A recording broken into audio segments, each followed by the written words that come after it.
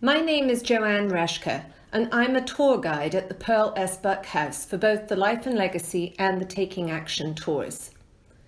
One of my favourite items to talk about during both tours are the Lotus Slippers displayed in the small library. They astound people of all ages, from teens to seniors, in their tiny and exquisite, yet utterly cruel actuality. For the Life and Legacy tour, I sometimes talk about foot binding as it is mentioned in Pearl Buck's novels such as The Good Earth. Wang Lung, the main character, chooses a wife with unbound feet so that she will be able to work on his farm to help him.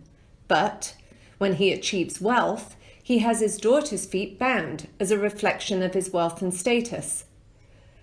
Pearl Buck knew personally about foot binding from hearing stories from her ama, her nanny, who told her of being sent by her father to sleep in the kitchen so that her crying from the pain of her bound feet did not keep him awake.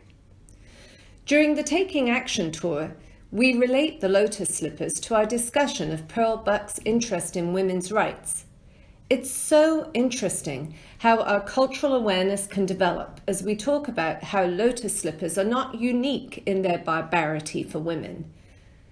American women and European women wore corsets, which constricted women's waists to 22 inches on average. Some women even had 18-inch waists, a difference of 10 inches when compared to the average size of women's waists today at 32 inches.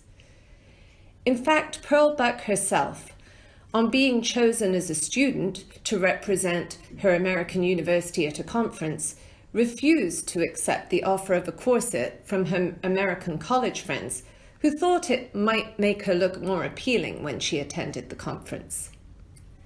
What's really interesting for me as a tour guide is to meet some tour members who have not ever heard of foot binding, while some others have heard about it in reading books like The Good Earth or Lisa C's contemporary novel Snowflower and the Secret Fan, and yet still some others have actual stories from their grandmothers or great-grandmothers of having relatives who have had bound feet.